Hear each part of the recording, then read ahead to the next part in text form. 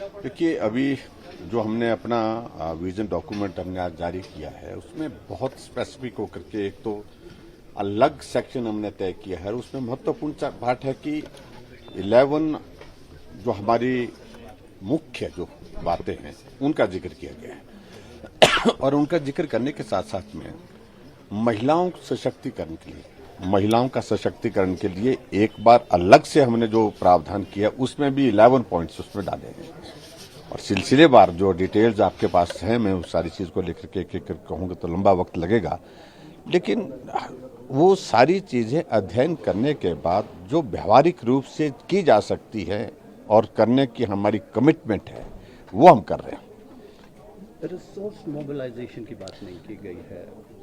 Definitely देखिए, इस सारी चीज को लेकर के वो एक इम्पॉर्टेंट पार्ट तो है ही जिस बात को लेकर के हमको काम करना है और मुझे लगता है कि उसको हमको घोषणा पत्र में डालना है। वो महत्वपूर्ण विषय मतलब इस तरह से हम उसको घोषणा पत्र में डालें वो जरूरी नहीं है। उसको हम अलग से ही, वो हमारी प्रायोरिटी है, प्राथमिकता है। वो निश्चित रूप से उसको प्राथमिकता के आधार पर रिसोर्सेज कहाँ से हम कैसे खड़े कर सकते हैं वो अलग से हमारा सोचने का दायरा है। सर, जिस तरह से राष्ट्रीय स्तर पर Bharatiya Janata party uniform civil code की बात कर रही है, आपका पहला राज्य है जिसमें यूसीसी को मैनिफेस्टो में शामिल किया गया है, आपके लिए कितना महत्वपूर्ण है? ये बहुत महत्वपूर्ण है। देखिए, सबसे बड़ी बात तो एक ही है कि देखिए, भारतीय जनता पार्टी एक राष्ट्रीय पार्टी है। हम पार्टी के स्तर पर भी अगर सोचते हैं तो इसकी एक ज़रूरत महसूस करते हैं। ज़रूरत के साथ साथ में हम सोचते हैं कि ये सब चीज़ें हमको लागू करनी चाहिए आने वाले समय के लिए।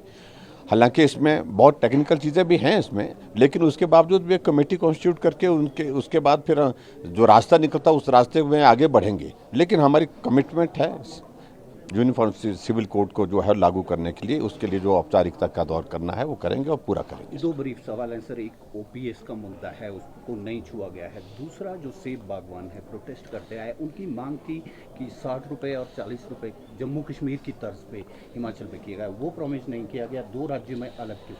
देखिए, मैं एक चीज़ को कह रहा हूँ बड़ा स्पष्ट, ये भारतीय जनता पार्टी है जिसने घोषणा पत्र यानी कि विजन डॉक्यूमेंट आने से पहले भी इस बात का हमने जिक्र कर दिया था कि जो पैकेजिंग के मटेरियल में जो इंक्रीज हुए 6% की, उसको हम स्टेट की ओर से बहन करेंगे। आज हमारे विजन डॉक्यूमेंट में वही बात रिफ्लेक्ट हुई है कि हम उसका बहन करेंगे और इसके साथ साथ में बागवानों के लिए हम कमिटेड हैं।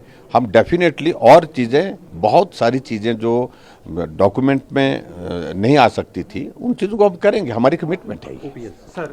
ओपीएस के मामले का बड़ा स्पष्ट कहा है हमने कि इस सारे बात को लेकर के ये विचाराधीन है मामला। जब तक के लिए सारी टेक्निकल चीज़ें इसकी क्लियर नहीं होती तब तक के लिए हम इसको अनाउंस नहीं किया है भले, लेकिन हम इसको ये नहीं कर रहे हैं कि भाई इसको बंद ही कर दिया है। वो जो जिस तरह से करने की कोशिश कर रहे हैं उस तरह से घोषणा आज से 10 महीने पहले राजस्थान कर चुका है, छत्तीसगढ़ चुका है। 10 महीने में उसके बावजूद कागज यहाँ से आगे नहीं हुआ है। 12 नवंबर को क्या उम्मीद है इस विजन डॉक्यूमेंट में?